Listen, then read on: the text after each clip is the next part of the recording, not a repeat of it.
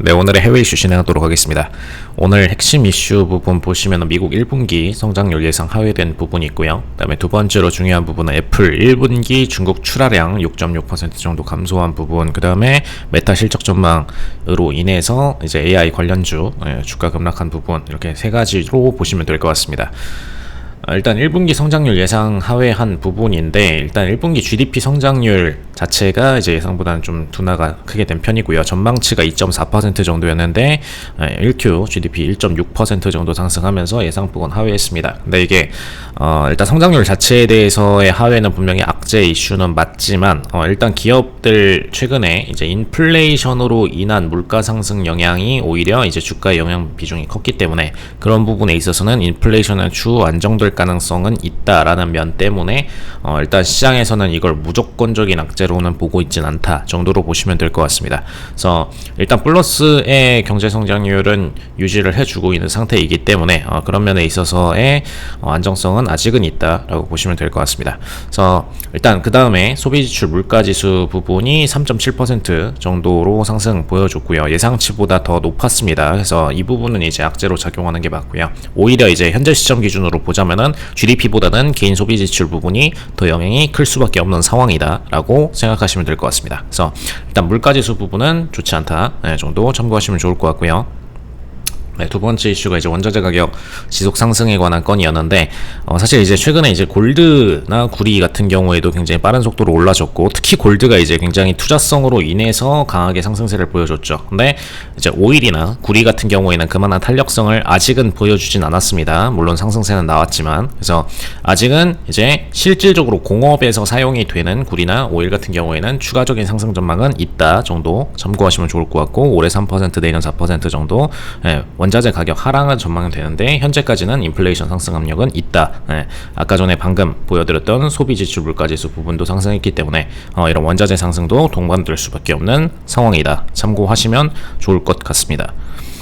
그 다음에 세 번째, 모기지 금리 상승 부분에도 주택 수요 증가한 부분. 일단 금리 상승 들어갔다라는 것은 이자 부담에 대한 비중은 증가했다라는 것인데 지금 7.13% 수준이면 굉장히 높은 수준이고, 우리나라보다도 훨씬 더 높은, 거의 뭐 2배수, 적게는 2배수, 많게는 뭐 1.5배 정도의 비중으로 보시면 되는데, 적게가 이제 50%고 많게가 거의 2배수 수준이죠. 이 정도로 보시면 되는데 굉장히 이제 높은 금리를 유지하고 있음에도 주택 수요 자체는 증가하고 있다. 투자성에 대한 부분이 과거 대비해서 증가했기 때문이라고 봐주셔도 될 것 같습니다.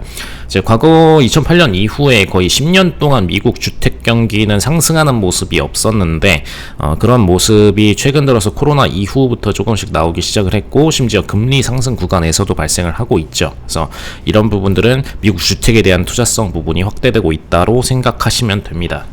그 다음에 미국 마이크론 반도체 보조금 증가한 부분. 근데 이거는 이제 마이크론뿐만 아니라 지금 미국 내부에서 반도체 업계를 전부 다 해외에 있는 업체들까지 다 미국 내로 끌어들이려는 입장이 굉장히 강하기 때문에 이런 부분에 있어서 반도체 시장을 계속 살리려는 부분은 분명히 강한 영향으로 보시면 될 것 같고요.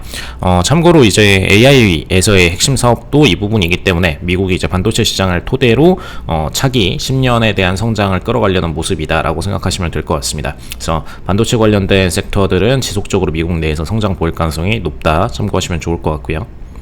그 다음에 애플이 1분기 중국 출하량 6.6% 정도 감소한 부분, 이제 어제 얘기 드렸던 부분이랑 사실 일맥상통하는 어떤 내용으로 흘러가고 있는데, 미중 갈등에 대한 상승 정도로 생각하시면 될 것 같고, 사실 이거는 일시적인 영향도 분명히 있고요. 그 다음에 이제 미국에 대한 의존도가 중국이 상당히 좀 떨어지고 있다라고 보시면 될 것 같고, 미국도 이제 반대로 중국에 대한 의존도를 상당히 떨어뜨리고 있는 과정으로 생각을 하시면 됩니다. 그래서 상호 양국 간의 교류가 조금 축소하는 과정이기 때문에 그냥 참고하시면 좋을 것 같고, 근데 주가에 그렇게 영향이 있을 만한 이슈는 아니라고 보여집니다. 물론 매출적으로 어떤 타격은 분명히 존재는 하겠지만 사실 이걸로 인해서 기업들이 휘청거려가지고 이제 미래 성장에 대한 장애가 생길 거는 크게 없다라고 보여지고요. 오히려 이제 어제 틱톡 같은 경우에는 타격을 좀 크게 받을 수 있죠. 사업부에 대한 매각이 진행되어야 되기 때문에.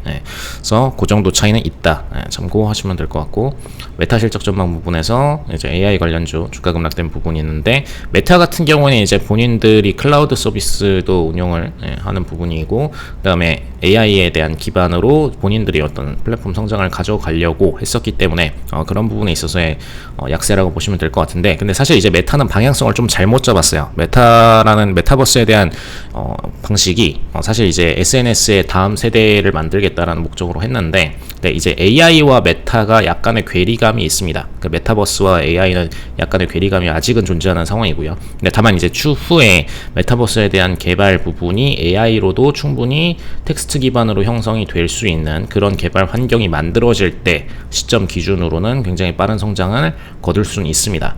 그래서 지금은 아직 이제 메타가 투자를 들이붓고 이걸 매출로 회수하기에는 이르다라고 보시면 될 것 같고, 앞으로 한 3년 정도는 이런 상황이 계속 만들어질 거다라고 보여집니다. 그다음에 이제 AI가 이제 소라 같은 이제 영상 기반의 컨텐츠들, 일반인들이 따로 뭔가 개발을 할 필요 없이 영상 기반의 컨텐츠들을 AI가 자동으로 구성하는 시점이 됐을 때 기준으로는 이제 메타버스에 대한 시장이 빠르게 성장할 가능성이 있기 때문에 그때 시점 기준으로는 메타가 회복세로 들어갈 수 있다라고 생각을 하시면 될 것 같고, 그 다음에 이제 그 시점 기준으로는 메타버스 기반의 AI 들이 굉장히 빠른 속도로 성장할 수밖에 없습니다. 그래서 3년 뒤 정도가 이제 메타의 어떤 실질적인 폭발적 성장 기점이 될 수 있다 정도 참고하시면 될 것 같습니다.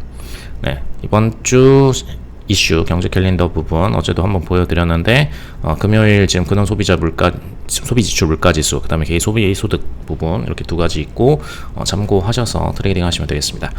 이상 블랙컨트 에코티였습니다.